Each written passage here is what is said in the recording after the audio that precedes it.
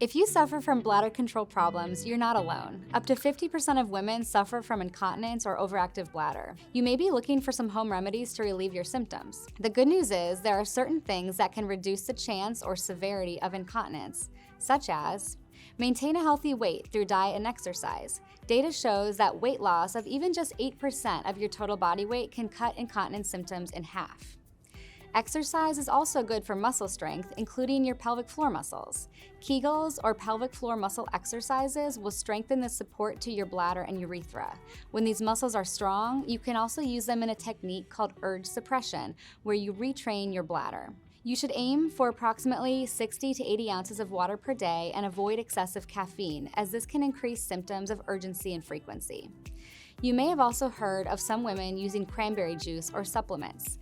These may play a role in preventing bladder infections, however, they're not recommended for everyone. I encourage you to talk to your doctor about whether these are necessary for you. To learn more about our urogynecology services, visit pelvichealthexperts.com.